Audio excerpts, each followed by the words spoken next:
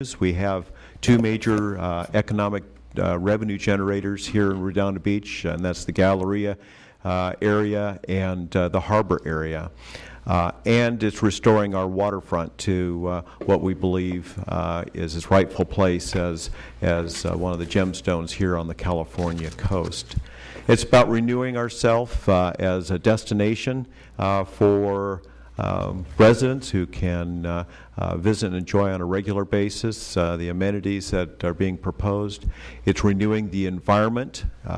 The items that we're looking forward to will be an environmental improvement for the waterfront and the community. And renewing that partnership with businesses, with the residents, that partnership we have with the California Coastal Commission, who has blessed the coastal plan by which this harbor revitalization plan is proposed this evening. The following staff speakers will give you an in-depth review of the various economic business deal aspects, where we're going with regards to the environmental impact report and assortment of other important pieces of information for the City Council to make a decided choice this evening on the next steps for our harbor revitalization. I'm going to turn it over to Pete Carmichael, who's our Director of Waterfront and Economic Development, and he'll have a presentation and then pass along to our outside experts who have been advising the City Council and the City staff and providing solid information for the community to understand the process by which we're going through in this harbor waterfront pier revitalization. So with your permission, I'll turn it over to Pete Carmichael. Thank you. Good evening. Hold on one second, Pete. Those two seats that say reserved for press, you can take those down, the press. They're not here now. They're not going to get the seats. So there's two seats there. Okay, sorry. No problem. Good evening, Mayor, members of the City Council, those of us with us here tonight. With me is Larry Cosmont and Will Solholt from Cosmont Companies, as well as Jeff Green from Jeff Green Partners, and representatives from Centercal Properties as well. I want to start tonight with a couple of photos that we've shared before just to provide some perspective. A very interesting shot. This is the Basin 3 and the waterfront along with Pacific Avenue and the former downtown Redondo Beach many years ago during construction. Provides some perspective on really where the harbor has been, where it is today, and you know, at this crossroads, as the city manager mentioned, as to where it's going in the future. Also shown here is the immediate aftermath of the fire and storm of 1988, which was in many ways when this revitalization process started, at least figuratively, many years ago. A little bit of background just to underline some of the comments you made earlier, Mr. Mayor. July 30th, the Council took several actions approving the Memorandum of Understanding and Reimbursement Agreement with Centercal and directing staff to initiate an environmental impact report based on Centercal's site plan and design concept. Tonight's meeting, as you mentioned, we have an amendment to the MOU and the reimbursement agreement. Also before you is a contract with CDM Smith, a consultant to perform the EIR for further evaluation of the project. As we've discussed before, the MOU is a financial framework, outlines some preliminary business terms for the deal, non-binding in nature at this point. And really what we're asking for tonight is direction for further study by way of that EIR and further negotiations with Centercal as we work towards an eventual lease if the council desires. As was mentioned earlier, the history of revitalization is really 10 years in the making, initiated by the Pier and Harbor Stakeholder Working Group, City Managers Working Group, 7 or 8 years ago. The Asset Management Plan and the Harbor Enterprise Business Plan, which really provided a comprehensive approach to planning and revitalization of the waterfront, and has really been the blueprint of the work we've done since that time, identifying the need to consolidate dilapidated and vacant leaseholds in the Pier and Harbor area.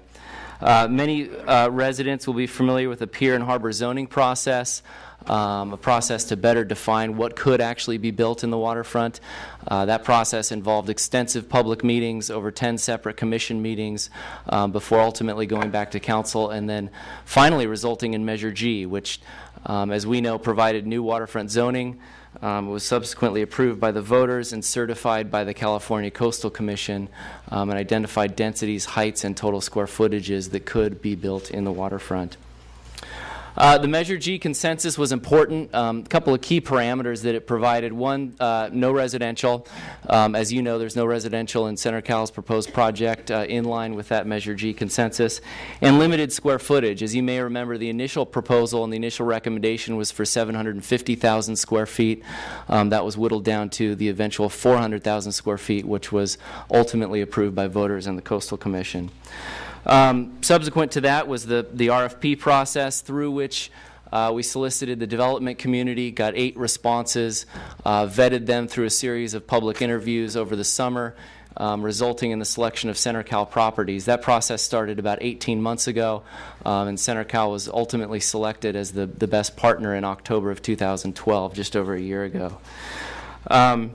The Centercal concept that they eventually landed on after 8 town hall style meetings incorporating public input from residents, business owners, various stakeholders is within that Centercal concept, is within the Coastal Commission certification and the voter approval.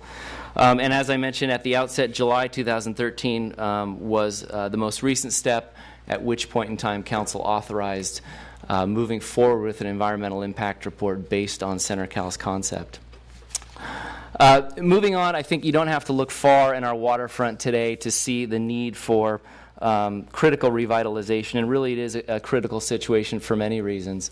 Vacant storefronts, crumbling infrastructure. I think it's safe to say that many residents no longer go to our waterfront, which was once a thriving hub in downtown for Redondo Beach, really is no longer a destination for residents of our own city. Rising costs and declining revenues create an unsustainable situation.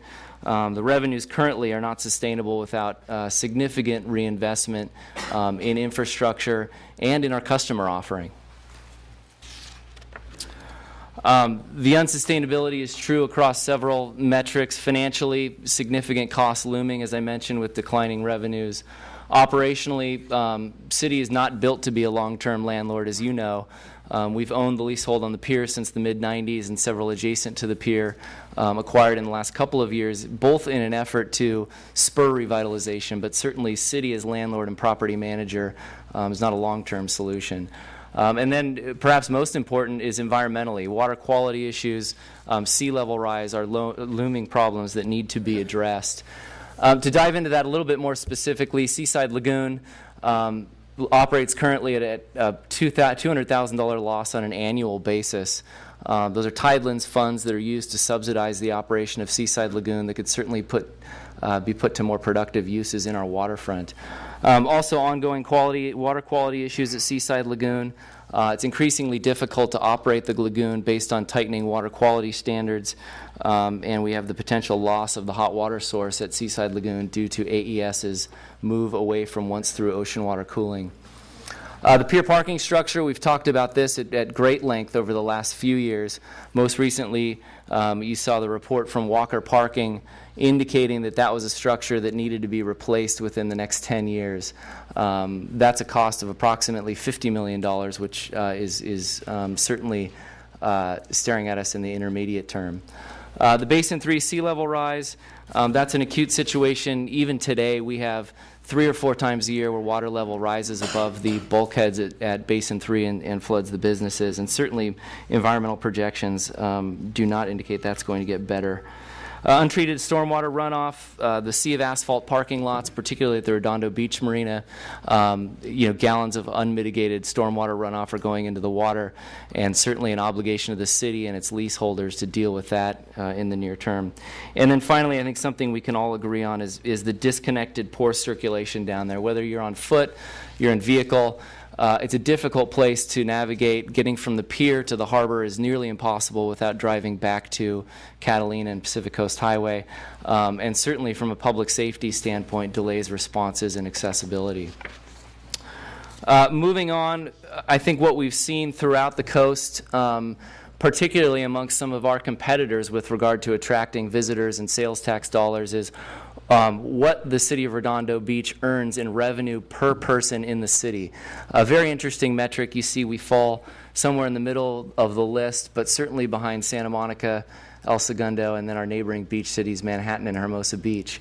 As other cities have reinvested, as other cities have redeveloped their downtown cores and their waterfronts, notably Manhattan Beach, Hermosa Beach, Santa Monica, Redondo Beach has continued to lag, in large part due to a lack of reinvestment in the key sales tax drivers in the city, notably the waterfront. The concept that you saw and you initiated the EIR based on in July includes a mixture of outdoor and pedestrian-oriented uses. Certainly the waterfront promenade, the enhanced water recreation, and open seaside lagoon are key components. The waterfront promenade, 30 feet wide in many spaces, is meant to improve access to the water's edge for customers and visitors to the waterfront. An open lagoon is an enhanced destination for growing water sports, stand-up paddleboards, kayakers, and other water recreation. And the boat ramp certainly makes Redondo a destination for boaters throughout Southern California and is a major enhancement to our boutique harbor. Additionally, in the plan, as you'll remember, new open space to connect places, shops, and outdoor dining. The market hall is an interesting concept. It's one that you've seen throughout coastal locations up and down California, Oregon, Washington, and even into Canada. It's a hub for fresh produce, seafood mongers, and other artisan vendors. It's a retail experience, a dining experience very similar to what you might find at Pike's Place, Granville Island, and has a lot of coastal dependent and coastal appropriate uses that you would see in other waterfronts.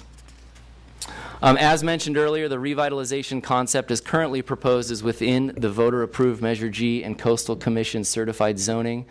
That relates to the heights, the types of uses, which in this case includes shops, restaurant, boutique hotel, theater, entertainment, and some limited creative office. It's also consistent with regard to total square footage and density. Worth noting that the density that is proposed and is approved in Measure G is very consistent with what you see in other coastal downtowns, Manhattan Beach, Hermosa Beach, and is very appropriate relative to the coastal environment and the context we find ourselves in. Additionally, it's about 150 to 200,000 square feet of net new retail, restaurant, and entertainment. Very important to focus on this number. When you pull out the hotel and the creative office, and you factor in all of the high vacancy and dilapidated retail and office that's down there now, we're talking about somewhere between 150 to 200,000 square feet of net new retail, restaurant, and entertainment. The project represents a comprehensive planning process. As I mentioned earlier, really the blueprint over the last 5 to 7 years has been the asset management plan and the harbor enterprise business plan. And one of the focuses of those plans was comprehensive planning. It was the idea that we needed to create a critical mass and really build a place in our waterfront. We have a pier, we have a harbor. It's hard to get from one to the other. When you ask our target market what is down there, I think you'd get different answers from everybody. And the idea was creating a consistent place that was connected via architecture, tenant mix, reconnecting the circulation primarily for pedestrians to get from one area to the other. The site that's currently contemplated is 15 acres and is made up of an area that was formerly 4 separate leaseholds, all with their own architecture, disconnected circulation, and tenant mix, many of whom competed with each other right next door. The AES site is worth mentioning. That's been a subject of conversation as well. As you know, the voter-approved zoning for the AES site currently is industrial and park open space uses only. And AES has an application before the CEC for repowering on that site at this point.